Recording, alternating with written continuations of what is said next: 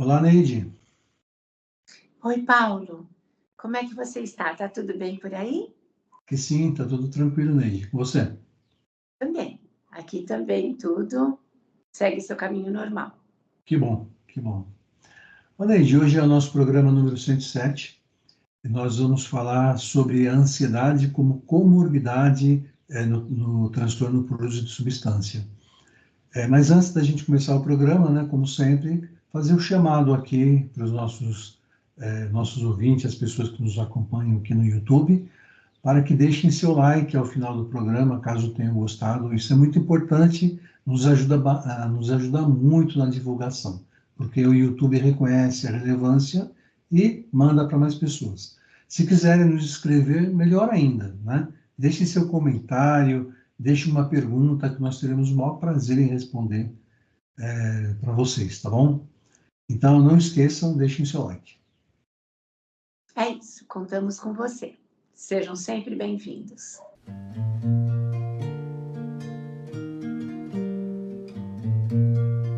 Voltando aqui, nosso programa número 107, e hoje nós vamos falar sobre a ansiedade como comorbidade no transtorno por uso de substância. Tá? Então, assim, segundo a visão da TCC, né, da terapia cognitivo-comportamental, nossos pensamentos em relação a eventos e situações determinam a forma como a gente sente, né, nossas emoções.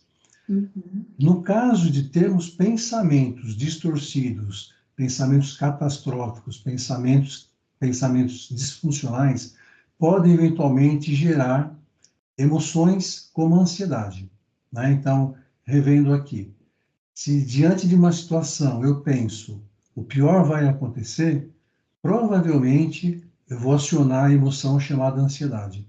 E a ansiedade vai determinar o meu comportamento. Então, se eu fosse fazer uma conexão da ansiedade com o TUS, poderia ser mais ou menos assim.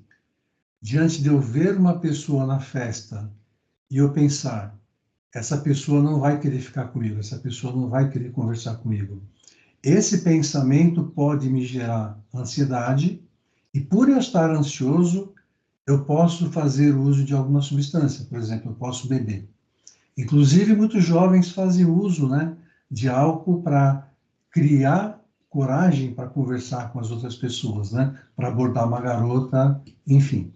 Mas eu queria que você explicasse melhor, né, com você que é especialista em TUS, qual é a conexão entre a ansiedade e o transtorno por uso de substância? Paulo, durante muito tempo, na verdade, ah, acreditava-se que os transtornos psiquiátricos eram transtornos únicos, assim, né? Que você, principalmente com o TUS, que você não tinha comorbidade. Hoje em dia, acredita-se no contrário. Você atender um TUS puro é quase que incomum, vamos dizer assim, vamos usar esse termo, né? É muito comum, muito mais regra, você atender TUS com mais alguma coisa. E o transtorno que cursa com muita frequência, com o TUS, é o transtorno de ansiedade. Uhum. Então, usando esse exemplo que você deu, né? Então, uma pessoa numa festa, ela tem um pensamento do tipo: será que se eu me aproximar daquela pessoa, eu vou conseguir iniciar uma conversa? E se eu me aproximar dela e ela não quiser conversar comigo? Então, a gente sabe que a especificidade cognitiva da ansiedade começa sempre com essas duas palavrinhas. Será que, Uhum. né? Será que eu vou conseguir? Será que vai dar certo? E se não der? E se der tudo errado no final? E se ela me rejeitar? A estratégia compensatória utilizada aí, no caso, é a bebida, né? Uhum. Porque ela vai me deixar um pouco mais relaxado, a minha crítica vai ficar um pouquinho mais rebaixada, e aí eu consigo chegar na menina. Eu sempre dou esse exemplo, Paulo, para dizer que a estratégia compensatória, ela tem que ser utilizada durante um certo tempo, né? Porque essa pessoa devia desenvolver uma outra habilidade, que é de iniciar conversas, e não precisar do álcool para isso, tá? Mas se ela ficar tensa, se ela ficar preocupada, se ela ficar insegura, ela pode usar o álcool para se medicar. Então, veja, aí eu tenho um quadro de ansiedade primário e um quadro de TUS secundário. O que a gente sabe que acontece com algumas substâncias? Por exemplo, a gente sabe que o uso da maconha, feito de uma forma desregrada, compulsiva, desde muito cedo na vida, ele tem, quem usa maconha dessa forma, tem a chance de desenvolver um transtorno de ansiedade, um transtorno de pânico. E aí, no caso, eu teria diferente, eu teria um TUS, que é o meu transtorno primário, que gerou um transtorno de ansiedade que é secundário ao TUS. Né? Então, assim, a pergunta do nosso tema de hoje é: o que é ansiedade comórbida ao TUS? É isso, é um transtorno que cursa concomitantemente com o transtorno por uso de substância. Como que é o tratamento?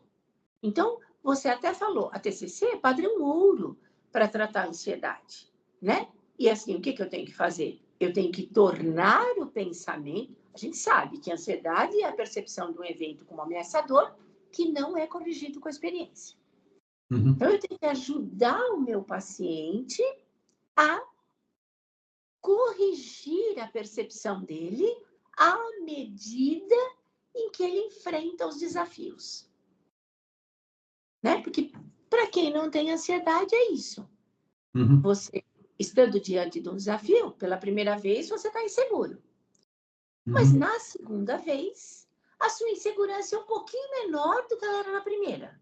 Na terceira vez, um pouquinho menor, até que essa insegurança praticamente ou ela desaparece ou ela não é suficientemente importante para te gerar um desconforto, tá? No tratamento do TUS, nós temos que tratar as duas coisas concomitantemente. Por quê? Porque uma é gatilho para a outra. Né? Então, se eu tiver um transtorno de ansiedade primário e um TUS secundário, se eu não tratar o meu paciente do transtorno de ansiedade, esse transtorno vai ser sempre um gatilho para ou a bebida, né, para relaxar, ou a maconha para acalmar, ou qualquer... E normalmente é uma droga que é considerada mais calmante.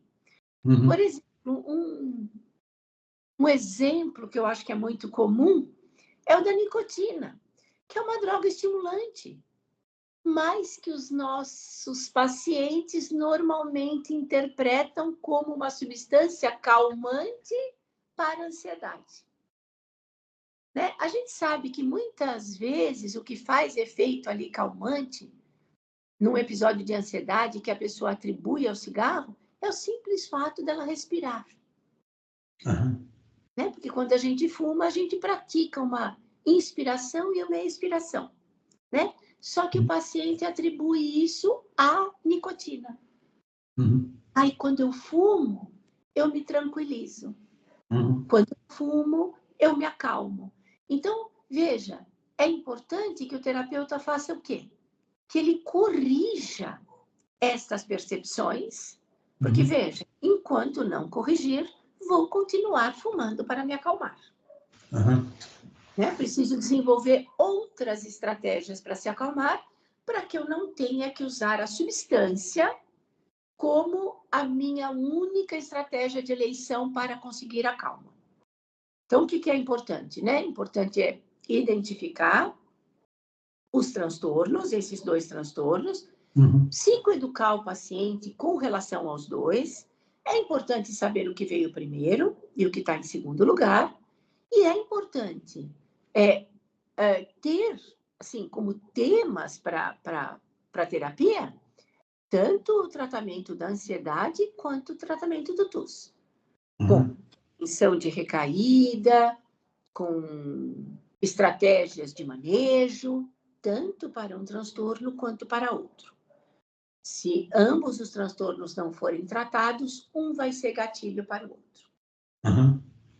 Tá bom. E como estratégias para você lidar com a ansiedade, então, primeiro é tentar flexibilizar, né? Ressignificar a forma como a pessoa pensa, de forma que esses pensamentos deixem de produzir efeito, né? Deixem de gerar ansiedade.